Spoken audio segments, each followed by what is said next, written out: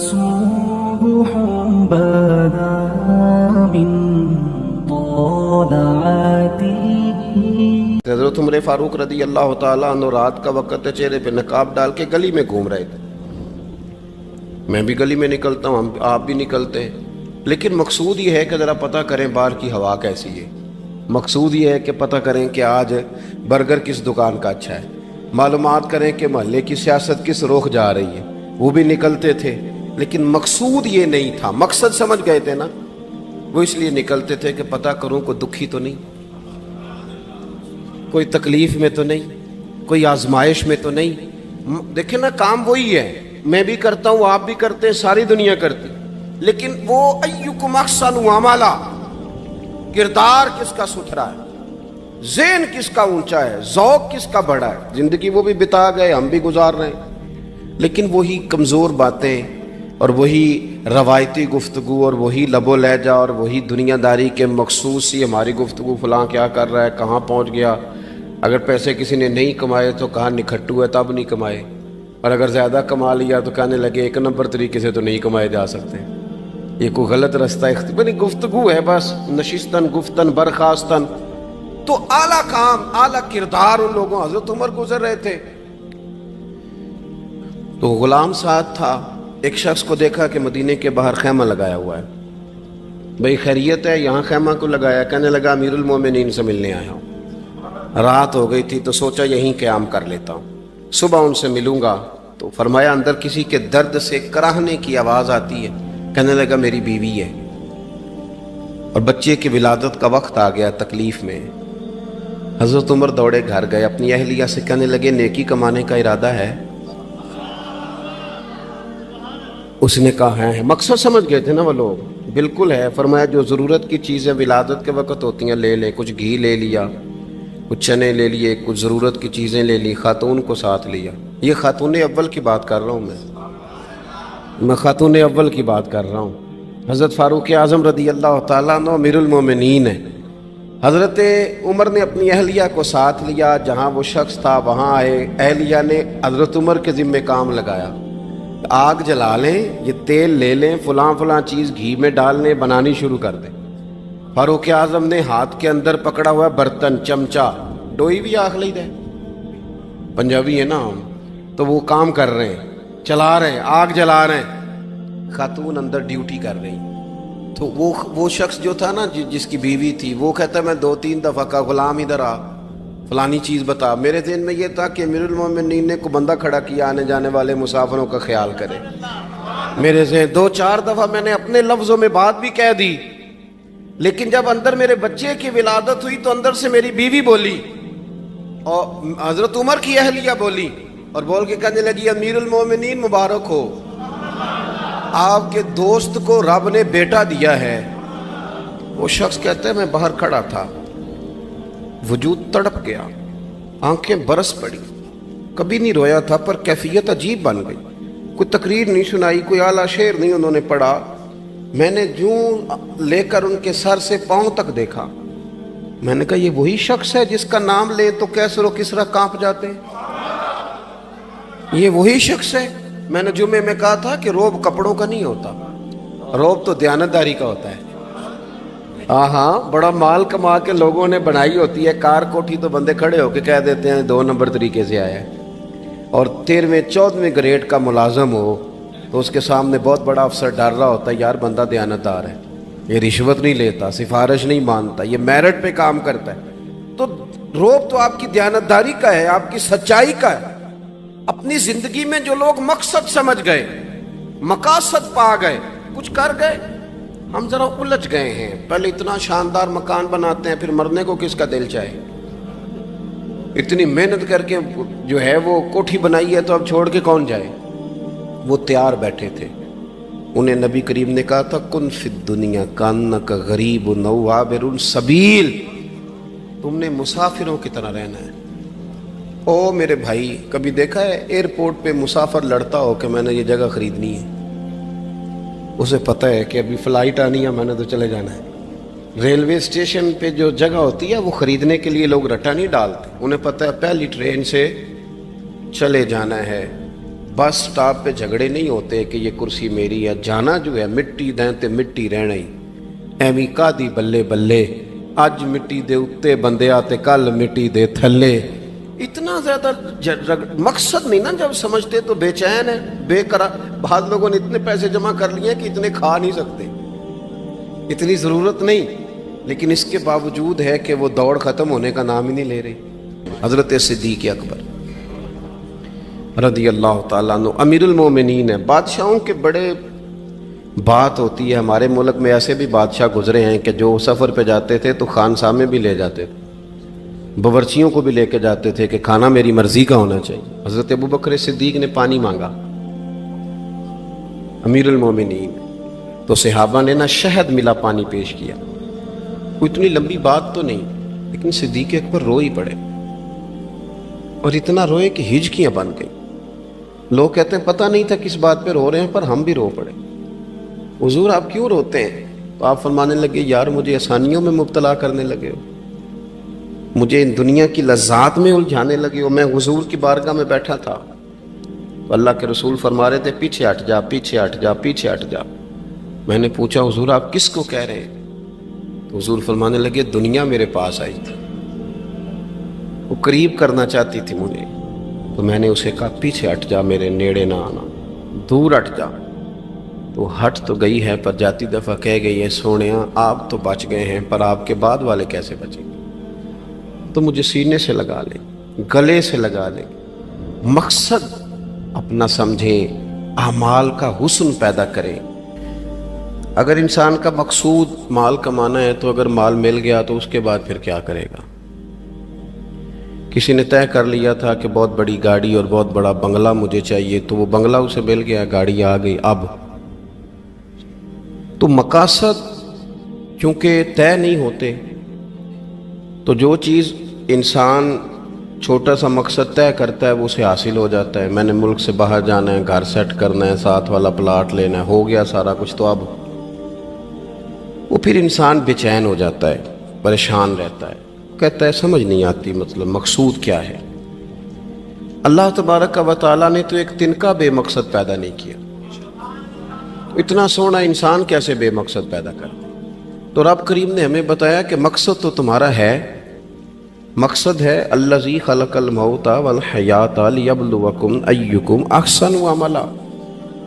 उसने मौत और हयात इसलिए पैदा की है ताकि पता चले तुम में अच्छे अमल कौन करता है, तुम किस कदर ज़्यादा अपने रब की इबादत करते हो, किस कदर ज़्यादा उसने अखलाक का मुजाहरा करते हो, किस कदर ज़्यादा लोगों की खिदमत करते हो, किस कदर ज़्यादा तुम दीन की तबलीग में, इशात में, अबलाग में, तरवीज में किरदार अदा करते हो। बामकसद तुम्हें बनाया, बामकसद अच्छा तरीन अमल तुम में से कौन करता है। इसलिए मौत और हयात पैदा की थी कि तुमने सुथरे से सुथरे अमाल, बेहतर से बेहतर किरदार, आला से आला तुम्हारा अंदाज़े ज़िंदगी। देखें, हमने लोगों के साथ मिल के रहना होता है, बहुत सारी चीज़ें ऐसी होती हैं कि जो तकलीफ़ का सामान बनती हैं। अब इन्हीं लोगों के साथ अल्लाह ने हमें मिल के रहने का हुक्म दिया, इनके हुकूक अदा करने का हुक्म दिया, तो साथ साथ ना दरगुजर का भी कहा, माफ़ी का भी कहा।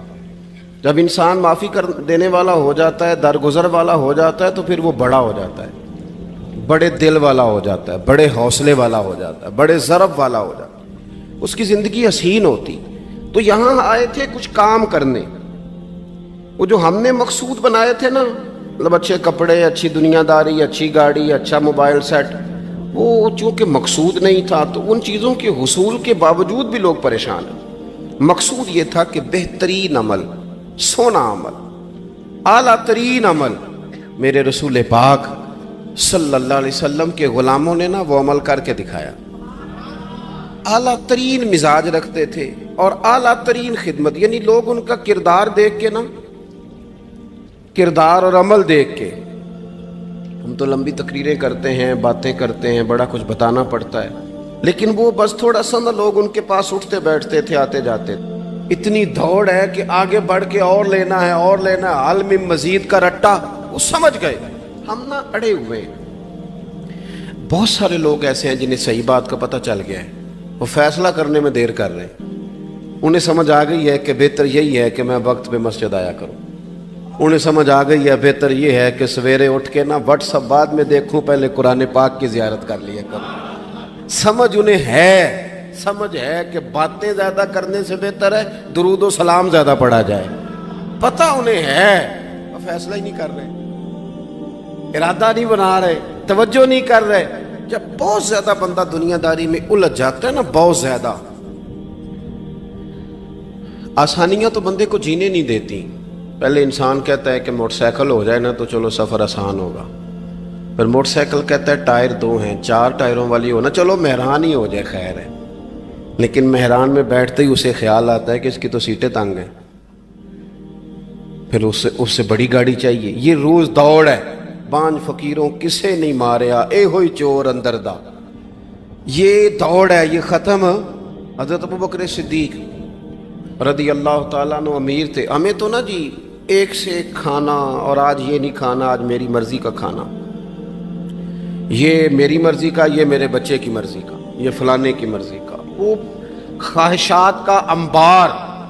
اور نفس بچے کی طرح ہوتا ہے، خواہش پوری کرو تو فوراً ہی دوسری بھی بتا دیتا ہے، دوسری پوری کرو تو تیسری کی بھی خبر دے دیتا ہے۔ ہم نا چونکہ الجھ جاتے ہیں، پھر وہ الجھاؤ ہمیں باہر نہیں نکلنے دیتا۔ اگر تھوڑا تھوڑا کر کے، میرا مطلب یہ ہے کہ زندہ رہنے کے لیے روٹی کھانی ہے نا، مثلا روٹی کا لطف کتنی دیر ہوتا ہے، جتنی دیر منہ میں چباتے ہیں، اس کے بعد ختم۔ تو کپڑا تو پہننا تھا بدن چھپانے کے لیے، اس میں وہ کدھر سے آ گئی ساری کہانیاں جو آج بن گئیں۔ اور اتنے میں نے عجیب و غریب نظام دیکھا ہے کہ نوجوان ہے، اچھا بھلا سیانا آدمی، کپڑے اس نے تازے سلوائے ہیں، اور 99 لوگوں نے کہا ہے صحیح لگ رہا ہے، تو صرف ایک نے کہا ہے نہیں ٹھیک لگ رہا، وہ پریشان ہو جاتا ہے، کہتا ہے اس کا کچھ کروں۔ کیوں؟ اس لیے کہ یہی سارا مقصود سمجھ لیا ہے، کپڑے پہننا، اسی میں الجھ جانا۔ میں اکثر دوستوں سے کہتا ہوں، میں خود کسی دوسرے کی بات نہیں کرتا، بہت زیادہ عمر نہیں میری، میں خود جایا کرتا تھا، شادی کوئی آ گئی تو 2-3 دن پہلے ابا جی کہتے تھے پرانے جوتے کچھ گنڈوا لا، کچھ پالش کرا لا، توڑے میں ڈال کے جانا موچی کے پاس، اس نے کچھ سیٹ کر دینے۔ اب کہاں رہ گیا جی یہ کام، چھٹی نہیں ہو گئی، اب کون سا ایسا سلسلہ ہے؟ وہ جو کہیں سے کپڑا تھوڑا پھٹ جاتا تھا نا، تو اماں اس کو اس طرح پیوند کراتی تھی کہ ڈیزائن بھی بن جاتا تھا اور کام بھی چل جاتا۔ کدھر گیا وہ دور؟ لیکن تکلیف دیکھ لیں آج پہلے سے زیادہ ہے، لڑائی پہلے سے زیادہ ہے، آزمائش پہلے سے زیادہ ہے۔ کیوں؟ جتنی بھی خواہشات آپ بڑھاتے جائیں گے نا، مقصد فوت ہوتا جائے گا۔ جتنی بھی مقصود سفر کرنا ہے، گاڑی دکھانا تو مقصود نہیں نا، لیکن ہمیں وہ والی گاڑی چاہیے کہ لوگ ایک دفعہ انگلی منہ میں ڈالیں کہ وہ اس گاڑی پہ بیٹھا ہوا ہے۔ ہم مقصد سے پیچھے ہٹیں گے جب پھر تکلیف میں آئیں گے، پھر آزمائش۔ زندگی میں ہم نے جو چیزیں مینج کی ہیں وہ ساری دوسروں کے لیے، ہمارے لیے کوئی شے بھی نہیں۔ ولیمے پہ گئے تاکہ برادری راضی ہو جائے، تعزیت کے لیے گئے تاکہ محلہ راضی ہو جائے، فلانا کام کیا تاکہ لوگ جو ہیں وہ میرے حق میں ہو جائیں۔ ساری زندگی دوسروں کے لیے جی کے گزار دی، اور آپ نے 99 نیکیاں کی، ایک خامی آئی تو لوگ تو وہ تھے جو پھر بگڑ گئے۔ بہتر نہیں بندہ رب کو ہی راضی کرے۔ واللہ ورسولہ احق ان یرضوا، اللہ اور اس کے رسول کا زیادہ حق ہے کہ انہیں راضی کیا جائے، ان کا زیادہ حق۔ اپنی زندگی میں معاملات کو ترتیب دیں، ایک مخصوص ذہن بنائیں، اتنا سویرے قرآن شریف پڑھنا ہے، اتنا درود پاک، اور یہ راز ہو ہمارا اور ہمارے رب کا، یہ راز ہو، اتنی دیر مصلی پہ بیٹھنا ہے۔ میرے ایک دوست ہیں ڈاکٹر صاحب، میں بیٹھا تھا تو وہ ایک شخص کو کہہ رہے تھے تیرے دل میں کچھ باتیں ہیں، نکال دے تاکہ تیری ٹینشن ریلیز ہو جائے، تیری صحت ٹھیک ہو جائے گی۔ تو بندہ کہہ رہا تھا اچھا ٹھیک ہے ڈاکٹر صاحب۔ تو میں نے کہا کہ اگر آپ اجازت دیں تو ایک بات میں بھی کر لوں؟ نے کہا آپ بھی کر لیں۔ تو میں نے کہا ڈاکٹر صاحب کچھ دکھ بڑے ذاتی اور نجی ہوتے ہیں، بندہ کسی کے سامنے کہہ ہی نہیں سکتا، بڑے ذاتی قسم کے ہوتے ہیں وہ، آپ کسی کے سامنے جتنا مرضی کوئی قریبی ہو، وہ بندے کی اپنی اندر کی کچھ ایسی تکلیفیں ہوتی ہیں اندر کی، آزم گنڈاں دے وچ گنڈاں 10 کیڑی کھولا، بڑے مسئلے ہوتے ہیں، آپ کیسے بیان کر سکتے ہیں، سوال ہی نہیں پیدا ہوتا۔ تو کہنے لگا پیر صاحب حال تو ہوگا نا؟ میں نے کہا بالکل ہے، ہمیں ہمارے دین نے دعا سکھائی ہے، جو کسی سے نہیں کہہ سکتے وہ اپنے رب سے کہہ دو۔ اللہ کے حضور عرض کر دو، کشکول طلب دراز کر کے کہہ دو مالک یہاں پریشان ہوں، وہ بڑا کریم ہے، عطا بھی کرے گا اور پردہ پوشی بھی فرمائے گا۔ اپنے اللہ کے ساتھ اپنا تعلق مضبوط کریں، اپنی زندگی میں حسن اعمال کا پیدا کریں، اعمال کا، کہانیوں کا نہیں، باتوں کا نہیں، تصویروں کا نہیں، نئی سے نئی پکچر کا نہیں، اعمال کا، اور خوبصورت ترین طریقہ ہو۔ دیکھیں نا، مشکل سے بھی تو نماز پڑھنی ہے نا، سویرے ابا بڑے غصے میں تھے تو پھر مجھے اٹھنا ہی پڑا، تو اس طرح بھی تو پڑھنی ہے۔ تو اگر بندہ ذوق سے اٹھے اور ذرا سونا کر کے وضو کرے اور ذرا صحیح کر کے مصلی بچھائے اور سجدہ کرے تو ذرا ذوق سے کرے، مجھے سوز دے، مجھے ساز دے، مجھے نیم شب کا نیاز دے، دم سجدہ خود کو میں توڑ دوں، مجھے ایسا ذوق نماز دے۔ اس ذوق کے ساتھ آگے بڑھے۔ مقاصد جب بندہ سمجھ جاتا ہے نا، مقاصد، پھر اس کے لیے آسانی ہوتی ہے۔ میں نے عرض کیا تھا زیادہ باتیں نہیں کرنی، مقصود تو ایک پیغام دینا ہے۔ اب ہم نے جانے والوں کے لیے کیا کرنا ہے؟ ایک تو یہ کہ اپنا مقصد ٹھیک کرنا ہے کہ جو رخصت ہو گئے اپنے بزرگوں کو نا یاد رکھیں، اصل کام ہے ان کو بول کے بتائیے۔ سال کے بعد ختم بڑی اچھی بات ہے، سسماہی ششماہی سیماہی سب ٹھیک ہے، ان کو یاد رکھیں۔ حضور نہ یاد رکھتے تھے، اپنی والدہ کا ذکر کرتے تھے، اپنے والد کی بات کرتے تھے، اپنے دادا کا ذکر کرتے تھے، اپنے جانے سیدہ خدیجہ الکبریٰ رضی اللہ تعالیٰ عنہ وصال کر گئیں تو حضرت عائشہ کہتی ہیں حضور اکثر گھر میں ان کا ذکر کرتے تھے۔ اپنے بزرگوں کو یاد رکھیں، ان کا ذکر کریں، ان کو نا، والد کے لیے نا والد ہونا شرط ہے، پی ایچ ڈی ہونا شرط نہیں۔ والد کے لیے والد ہونا شرط ہے، مفتی ہونا شرط۔ والد ان پڑھ بھی ہو تو بچے کو سمجھانے کا سلیقہ سے اللہ اسے عطا کاری دیتا ہے۔ ماں بالکل ان پڑھ بھی ہو تو بچوں کو سمجھانے کا طریقہ اللہ اسے، ان سے سیکھیں۔ میرے والدہ اور والدہ دونوں اپنا نام نہیں لکھ سکتے تھے، تو میں اپنے دوستوں سے کہتا ہوں مجھے کبھی موقع ملے تو میں کئی جلدوں میں کتاب لکھ سکتا ہوں اپنے ماں باپ، اس لیے کہ وہ جو ہمیں سکھا گئے، جو بتا گئے، وہ انہی کا خاصہ تھا۔ تو اپنے ایک تو جانے والوں کو یاد رکھیں، دوسرا ان کے لیے دعا کریں تو درد سے کریں، سونی کر کے کریں، صحیح کر کے کریں، اکیلے بیٹھ کے کریں۔ دعا کا سب سے زیادہ تعلق آپ کے دل کی آواز کے ساتھ ہوتا ہے، اور جس طرز میں حضور نے ہمیں حدیث سکھائی ہے نا، اس رنگ میں کبھی آپ حدیث کو سیکھیں، سمجھیں نا۔ حضور فرماتے ہیں جس طرح دریا میں ڈوبنے والا سہارا تلاش کرتا، دریا میں اسے کتنی کو جلدی ہوتی ہے، غوطے لگ رہے ہوتے ہیں، وہ اس طرح کا نہیں ہوتا کہ میں عصر کی نماز کے بعد پھر آؤں گا تجھے نکالنے، اس طرح تو نہیں نہ ہوتا۔ دریا میں ڈوبنے والا جس طرح کشتی سہارا تلاش کرتا ہے، حضور فرماتے ہیں اس طرح قبر میں جانے والا دعاؤں کا انتظار کرتا ہے۔ آپ نے دیر کر دی دعا مانگنے میں، ختم دلانے میں دیر کر دی، کت صبح و شام ہمہ وقت دعا۔ ابھی آپ آیتیں سن رہے تھے سورہ ابراہیم کی، اللہ نے نماز میں رکھ دی، ربنا اغفر لی ولی وللمؤمنین یوم یقوم الحساب۔ ایک تو نے یاد رکھیں، خوب دعا کریں، اور دوسرا کوشش کریں کہ وہ جو نیکیاں کرتے تھے وہ نیکیاں بھی جاری رہیں، جن لوگوں سے ان کا اچھا تعلق تھا وہ تعلق بھی قائم رہے۔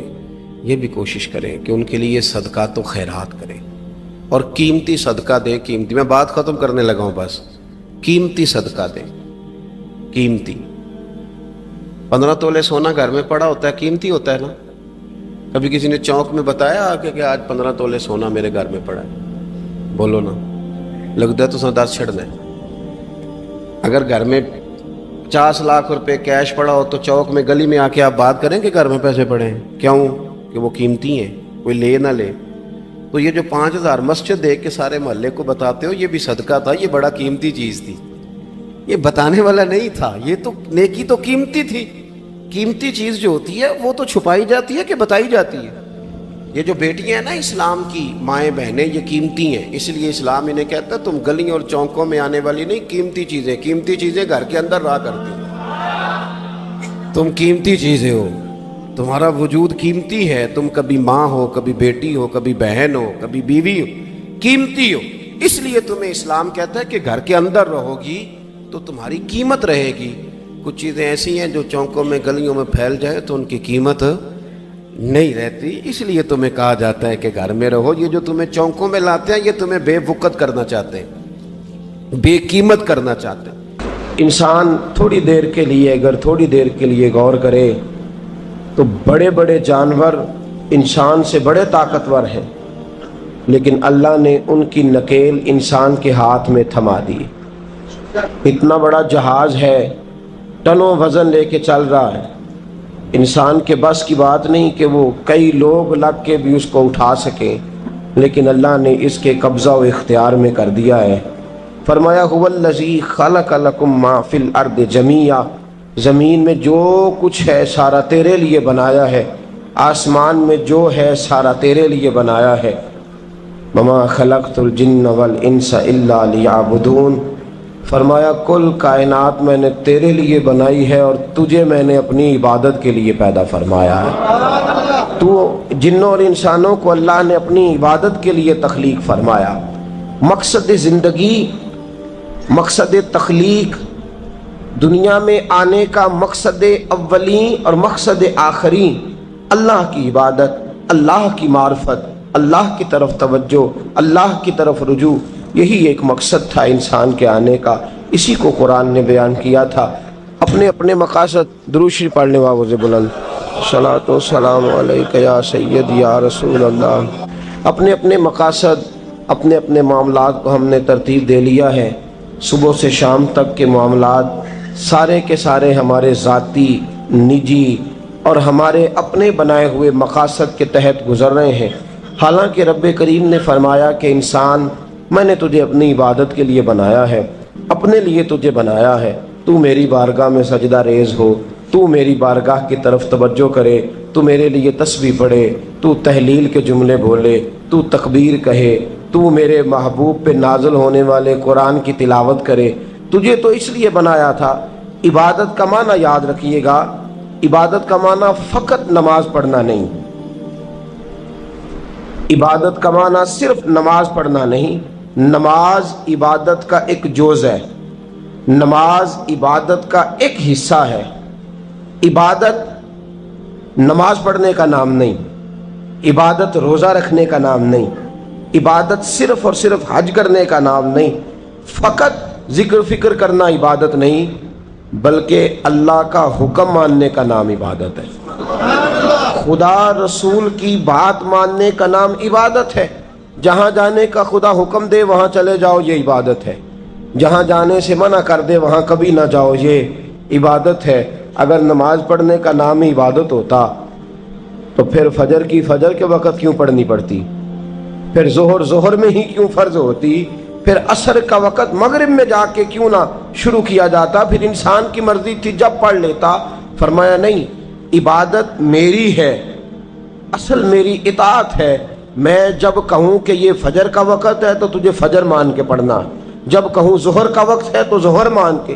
ہم نے عبادت کو مخصوص کر دیا. مسجد میں چلے جانا, نفل پڑھ لینا, کچھ دیر قرآن شریف پڑھ لینا, کچھ دیر اللہ کی عبادت کر لینا, کچھ دیر ذکر اذکار کر لینا, اس کا نام عبادت ہے. اور باہر نکل کے بے شک جھوٹ بولے, باہر نکل کے بے شک غیبت کرے, باہر نکلے اور کم تولے, باہر نکلے اور اپنی من مرضی کرے, تو یہ عبادت نہیں. اس لیے کہ ہم اس خدا کے ماننے والے ہیں جو صرف مسجد میں نہیں ہوتا بلکہ جلوہ تیری ذات کا کو بکو ہے. میں جدھر دیکھتا ہوں ادھر تو ہی تو ہے. ہمارا خدا صرف مسجد میں نہیں ہے, اللہ ہر جگہ ہے. جے میں تینوں اندر جانا پھر مقید جانا, جے میں تینوں باہر سمجھا اندر کون سمانا. اندر بھی تویں باہر بھی تویں وچ بلا کون نمانا. اصل بات یہ ہے کہ جب خدا ہر جگہ ہے تو اللہ تبارک و تعالیٰ کا حکم ہر جگہ ماننا ہے, ہر جگہ اطاعت کرنی ہے, ہر لحاظ سے. رب کی بات ماننے کا نام عبادت ہے. اللہ کی, اس کے رسول الپاک صلی اللہ علیہ وسلم کی بات ماننے کا نام, توجہ ہے آپ کی میری بات پہ, عبادت کا مفہوم سمجھیے گا, عبادت کا مفہوم سمجھیے گا. ہمارا وہ دین نہیں جو پنڈتوں جوگیوں راہبوں کا مذہب ہے کہ جنگلوں میں نکل جاؤ تسبیح لے لو, میں کھٹکتا ہوں دل عالم میں کانٹے کی طرح اور تو فقط اللہ اللہ اللہ. یہ مذہب نہیں. ہمارا دین کہتا ہے مسجد میں بیٹھ کے جو ذکر کرے گا اسے بھی ثواب ملے گا، اور جو محنت کر کے کما کے بچوں کو کھلائے گا اسے بھی ثواب ملے گا۔ ہمارا دین یہ کہتا ہے جو مسجد میں بیٹھ کے قرآن پڑھے گا اسے بھی ثواب ملے گا، اور جو گلی میں پڑا ہوا کانٹا اٹھا دے گا اسے بھی اللہ اجر عطا فرمائے گا۔ اللہ کا حکم ماننا، اللہ کا حکم ماننے کا نام عبادت۔ محمود غزنوی کے پاس ہیرا ہے، محمود غزنوی کے بڑے غلام تھے تو ایک بڑا پیارا تھا اسے، آپ جانتے ہیں اس کا نام کیا تھا؟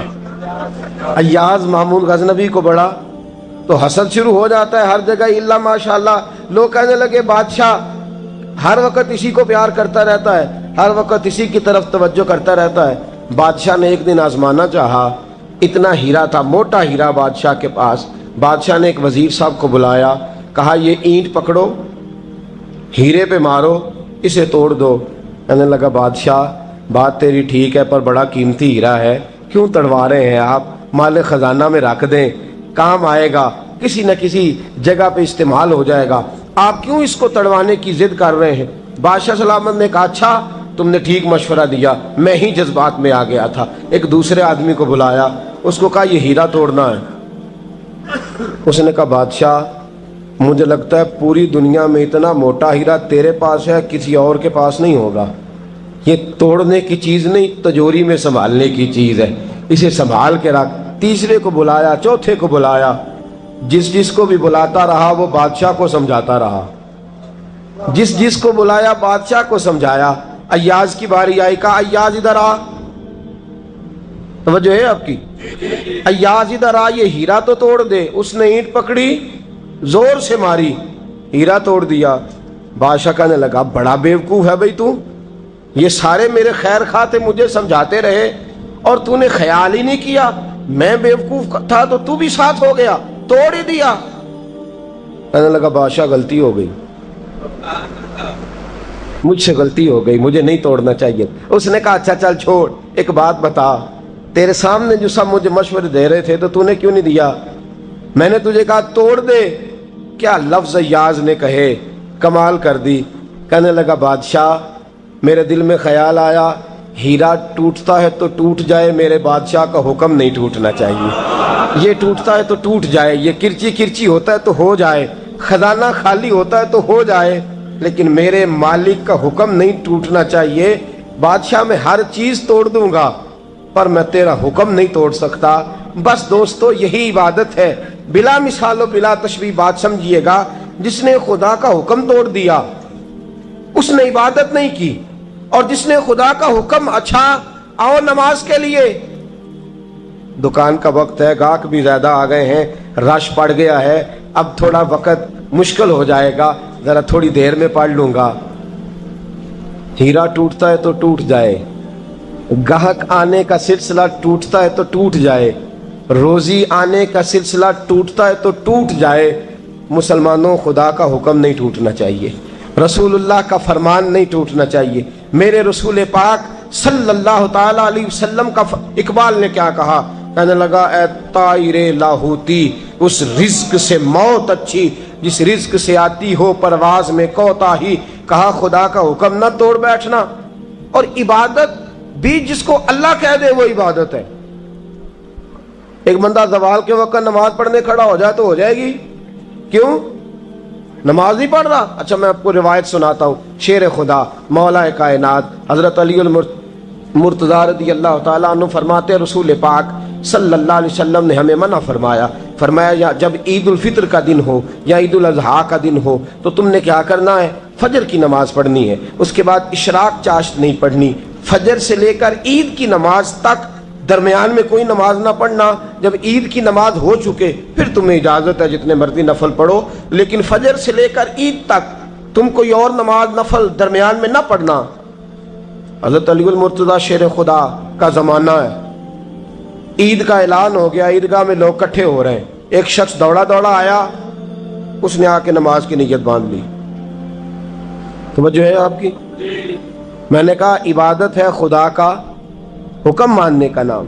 حضرت علی رضی اللہ تعالیٰ عنہ نے نماز کے بعد اس شخص کو بلایا، فرمایا ادھر آ، تجھے نہیں پتا کہ جب تک عید کی نماز نہیں ہوتی کوئی اور نفل نہیں پڑھیں گے؟ کہنے لگا جی میں نے نماز ہی پڑھی ہے، کوئی جرم کیا ہے؟ نماز پڑھی ہے نا، میں نے سجدہ کیا ہے، کوئی جرم ہے؟ حضرت علی نے تلوار نکال لی، فرمایا جو مصطفیٰ کی سنت توڑ کے نفل بھی پڑھے گا میں اس کا بھی سر قلم کر دوں گا، جو رسول پاک کے حکم کے خلاف عبادت بھی کرے گا اس کو بھی قتل کر دیا جائے گا، توبہ کر۔ یاد رکھیے گا عبادت خدا رسول کی بات ماننے کا نام ہے۔ آپ سویرے 8 بجے اٹھ کے کھڑے ہو جائیں کہ میں نے تو فجر پڑھنی ہے، فجر کا وقت 8 بجے نہیں ہوتا، وہ گزر گئی 4 بجے، 4:15 بجے ہو چکا۔ ایک شخص شام 7 بجے کھڑا ہو جائے کہے جی میں تو ظہر کی نماز 7 بجے پڑھا کروں گا، یہ کیسے ممکن ہے؟ اس کا وقت تو 2 بجے کے راؤنڈ اباؤٹ ہے، تجھے اسی وقت ادا کرنی۔ یاد رکھیے گا عزیز ساتھیو، عبادت اللہ کا حکم ماننے کا نام ہے، لیکن عبادت کی بہت بڑی جو ایک رکن ہے، عبادت کا بہت بڑا جو ایک جز ہے وہ نماز پڑھنا، بہت بڑا جز۔ حضرت محمد بن ابی بکر حضرت صدیق اکبر کے صاحبزادے رضی اللہ تعالیٰ عنہ کیا فرماتے ہیں؟ فرماتے ہیں مسلمانوں بڑے نصیبوں والے ہو، بڑے نصیبوں والے ہو، تمہیں تو اللہ کی بارگاہ میں جانے کے لیے اجازت ہی نہیں لینی پڑتی، اللہ نے تمہارے لیے دروازہ ہی کھول دیا ہے۔ جب دل کیا، وضو کیا، نماز کی نیت باندھی، اللہ کے دروازے کھل گئے، اور بغیر کسی ترجمان کے تم نے اپنے رب سے بات کرنی شروع کر دی۔ عبادت ایسی نعمت ہے، اللہ کی بارگاہ میں کھڑے ہونا، سجدہ کرنا اتنی بڑی فضیلت کی بات ہے۔ یہ حدیث میرا خیال ہے آپ کو کبھی بھولنی نہیں چاہیے۔ سید عالم نور مجسم شفیع معظم صلی اللہ علیہ وسلم نے فرمایا بتاؤ اگر کوئی کسی کے گھر مہمان جائے تو میزبان اس کے ساتھ کیا سلوک کرے گا؟ تو صحابہ کہنے لگا یا رسول اللہ جتنا میزبان اچھا ہوگا اتنا ہی اچھا سلوک کرے گا، جتنا وہ اعلیٰ ہوگا اتنا ہی اعلیٰ سلوک کرے گا، جتنا وہ عرفہ ہوگا اتنی ہی اس کی بات بھی بڑی ہوگی۔ نبی پاک صلی اللہ علیہ وسلم نے فرمایا جو مسجد جاتا ہے وہ اللہ کا مہمان ہے، جو مسجد جاتا ہے وہ اللہ کا مہمان ہے۔ فرمایا میزبان کے ذمے ہے کہ مہمان کے اوپر رحمت کرے، کرم کرے۔ فرمایا جب تو مسجد جاتا ہے تو خدا بھی رحمتوں کے دروازے کھول دیتا ہے، اللہ تیرے لیے فضل کے دروازے کھول دیتا ہے۔ نبی پاک صلی اللہ تعالی علیہ وسلم نے فرمایا جب تو اپنے گھر سے مسجد جانے کے لیے ابھی نکلتا ہے، ابھی تو گیا نہیں، ابھی تو نکلا ہے، فرمایا تو نے سیدھا پیر اٹھایا ہے تو تیرا ایک درجہ بلند ہو گیا ہے، تو نے الٹا قدم اٹھایا ہے تو تیرا ایک گناہ معاف ہو گیا ہے، پھر تو نے سیدھا قدم اٹھایا ہے تو تیرا ایک درجہ بلند ہو گیا۔ اپنی اپنی طبیعت ہے نا۔ حضور نے حدیث سنائی، حضرت سیدنا اسید بن حضیر رضی اللہ تعالیٰ عنہ دیہاتی آدمی تھے، مسجد نبوی سے دور گھر تھا، مسجد آنے جانے کے لیے گدھا رکھا ہوا تھا، گدھے پہ بیٹھ کے مسجد آتے تھے، نماز پڑھ کے اسی پہ بیٹھ کے لوٹ جاتے تھے۔ جس دن حضور نے فرمایا نا ایک قدم پہ ایک گناہ معاف ہوتا ہے، ایک قدم پہ ایک نیکی ملتی ہے، گدھا گھاری چھوڑا ہے۔ صحابہ کہنے لگے یار دور کا تیرا سفر ہے، تم آرام سے گدھے پہ آ جا۔ کہنے لگے کیوں؟ میں کیوں گدھے پہ آؤں؟ میں تو روز پیدل آؤں گا، تم سب کے تھوڑے تھوڑے گناہ معاف ہوں گے، تھوڑے تھوڑے درجے بلند ہوں گے، میں نے چونکہ دور سے آنا ہے اللہ میرے زیادہ گناہ معاف فرمائے گا، میرے زیادہ درجے بلند فرمائے گا، میرے اوپر زیادہ کرم نوازی فرمائے گا۔ جو مسجد کی طرف چل کے آیا ایک ایک قدم پر اللہ اس کے درجے بلند کرے گا، ایک ایک قدم پہ اللہ اس کے گناہ معاف کرے گا۔ نبی پاک صلی اللہ تعالی وسلم کی اپنی سنت کیا ہے؟ حضرت زید بن ثابت رضی اللہ تعالیٰ عنہ فرماتے ہیں میں ایک دن حضور کے ساتھ مسجد کی طرف نکلا، جب ہم جانے لگے نا تو جو رسول پاک کا انداز تھا نا چلنے کا وہ بڑا پیارا ہوتا تھا، دھیما سا چلتے تھے، نظر مبارک جھکی رہتی تھی۔ سید عالم صلی اللہ علیہ وسلم کی ادائیں ایسی حسین تھیں، تیری سیرت تیری صورت زمانے سے نرالی ہے، تیری ہر ایک ادا پیارے ادائے بے مثالی ہے۔ فرمایا جھکی جھکی نظروں سے حضور چلتے تھے، آج میں ساتھ ہوں، پہلے بھی کئی دفعہ ساتھ تھا، مسجد کی طرف جا رہے تھے، کسی جگہ سے واپس لوٹے تھے، کسی کے گھر سے مسجد جا رہے تھے، فرمایا ہلکے ہلکے قدم، چھوٹے چھوٹے قدم، آہستہ آہستہ حضور چل رہے ہیں۔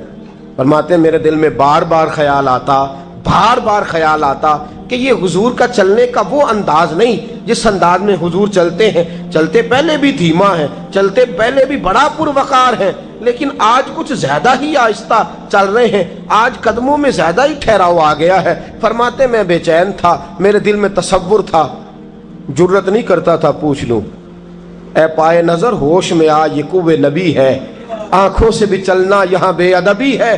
جرت نہیں ہوتی تھی کہ پوچھ ہی لوں، استفسار ہی کر لوں۔ فرماتے مسجد کا دروازہ آیا، کمال یہ تھا کہ آگے آگے حضور تھے، پیچھے پیچھے میں تھا۔ جب مسجد کا دروازہ آیا تو حضور نے رخ پھیرا، فرمایا تو سوچ رہا ہوگا کہ میں آہستہ آہستہ کیوں چل رہا ہوں، تو سوچ رہا ہوگا کہ میں آہستہ۔ ایک شعر ہے، اللہ کرے آپ کو یاد رہ جائے، میں بریلی شریف حاضر ہوا تو میں نے، ہمارے ایک شیخ تھے حضرت صدر العلماء علامہ تحسین رضا صاحب رحمۃ اللہ علیہ، میں نے ان سے کہا حضرت جی کو تازہ شعر لکھ کے دے مجھے، تازہ۔ تو کہنے لگے لو تازہ شعر آیا ہے، ابھی لکھا ہے۔ اعلیٰ حضرت فاضل بریلوی کے بھائی تھے مولانا حسن رضا، ان کے پوتے ہیں مولانا تحسین رضا رحمۃ اللہ تعالی علیہ، 2008 میں آپ کا وصال ہوا، تازہ شعر لکھا۔ کہنے لگے علم غیب رسول کے منکر اس حقیقت کو بھول جاتے ہیں۔ اللہ کرے آپ شعر کے حسن کو سمجھیں، اور جو شعری ذوق کے لوگ ہیں وہ سمجھے کہ بات کہاں سے چھیڑی ہے، کہاں تک گئی ہے۔ علم غیب رسول کے منکر اس حقیقت کو بھول جاتے ہیں۔ غیب مانا کہ راز ہے، لیکن راز اپنوں سے کب چھپاتے ہیں۔ علم غیب رسول کے منکر اس حقیقت کو بھول جاتے ہیں۔ غیب مانا کہ راز ہے، لیکن راز اپنوں سے کب چھپاتے ہیں۔ حضرت زید بن ثابت رضی اللہ تعالیٰ عنہ فرماتے رخ پھیرا اور حضور نے فرمایا تو سوچ رہا ہوگا کہ سونے آج بڑے دھیمے دھیمے قدم چل رہے ہیں، بڑا آہستہ آہستہ قدم اٹھا رہے ہیں۔ حضور نے فرمایا جو مسجد کی طرف چل کے جاتا ہے اللہ کی رحمت آگے بڑھ کے اس کا استقبال کرتی ہے، اور فرمایا جتنے قدم زیادہ ہوتے ہیں اتنے درجے بھی زیادہ بلند ہوتے ہیں۔ میں اس لیے آہستہ آہستہ آیا ہوں کہ اللہ میرے زیادہ درجے بلند فرما دے، اس لیے آیا ہوں کہ زیادہ درجے مسجد میں، اس لیے آہستہ۔ عبادت کی فضیلت دیکھیں، گھر سے بندہ چلے، ابھی پتہ نہیں مسجد میں وضو کرنا ہے اس نے، ابھی پتہ نہیں 2 رکعتیں پڑھے گا کہ 4 پڑھے گا۔ فرمایا عبادت کے لیے نکل بھی پڑے تو اللہ اس کے درجے بلند کرنے شروع فرما دیتا ہے۔ درجے بلند ہونے شروع ہو گئے۔ بنو سلمہ قبیلہ ہے، محلہ ہے، بنو قریظہ یہودیوں کا محلہ تھا، اس کے بعد بنو سلمہ مسلمانوں کا محلہ تھا، اور تقریباً آج کے حساب سے 1.5-2 کلومیٹر کا فاصلہ تھا مسجد نبوی سے۔ پیدل چل کے آتے تھے لوگ، کتنے کلومیٹر؟ پیدل چل کے آتے تھے، وہاں سے پیدل آتے تھے نماز پڑھنے۔ مسجد نبوی کے ساتھ یہودیوں کے مکان تھے، انہوں نے وہ جگہ خالی کر دی۔ بنو سلمہ قبیلے کے لوگوں نے چاہا کہ ہم جگہ کو خرید لیں۔ نبی کریم علیہ السلام کو پتہ چلا، حضور نے بلایا، فرمایا مجھے پتہ چلا ہے تم مسجد کے قریب آنے لگے ہو، ویسے ایک بات میرے دل میں ہے، میرا دل کرتا ہے کر دوں۔ صحابہ مسجد کے قریب رہنا پسند کرتے تھے، اور آج کل جی اے مولوی سون نہیں دیں دے۔ یقین کریں مسجد کے دائیں بائیں آگے پیچھے جو گھرانے ہوتے ہیں وہ کہتے ہیں جی ہم بڑے پریشان ہیں، یہ تو ہمیں سونے نہیں دیتے۔ صحابہ قریب رہنا، آپ دیکھیں نا نبی کریم علیہ السلام کا گھر دروازہ مسجد میں کھلتا ہے، حضرت صدیق اکبر کا گھر دروازہ مسجد میں کھلتا ہے، سیدہ فاطمہ جناب علی کا آستانہ دروازہ مسجد میں کھلتا ہے۔ صحابہ مسجد کے قریب رہنا پسند کرتے تھے۔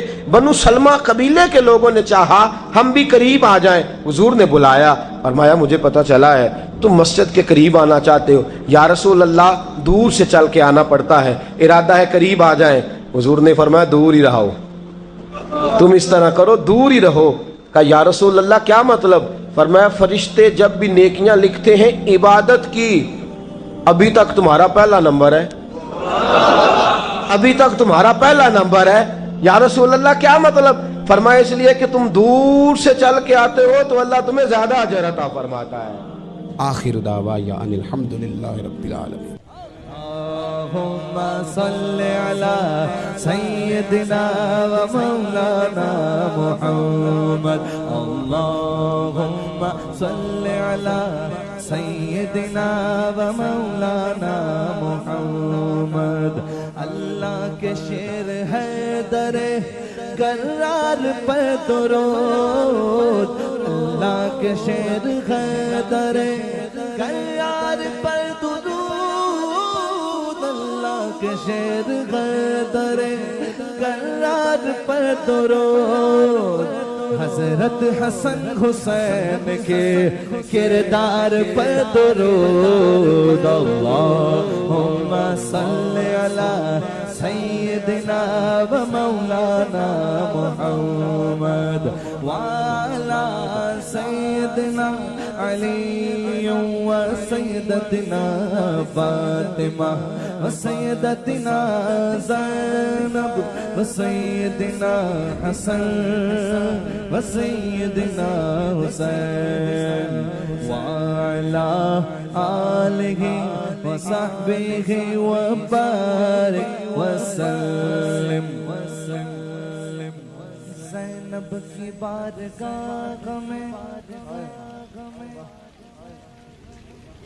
زینب کی بارگاہ میں زینب کی بارگاہ میں زینب کی بارگاہ میں سلام نیاز ہے زینب کی بارگاہ میں سلام نیاز ہے جو مرتضیٰ کی لاڈلی زہرا کا ناز ہے اللہم صلی علی سیدنا و مولانا محمد وعلی سیدنا علی و سیدتنا فاطمہ و سیدتنا زینب و سیدنا حسن و سیدنا حسین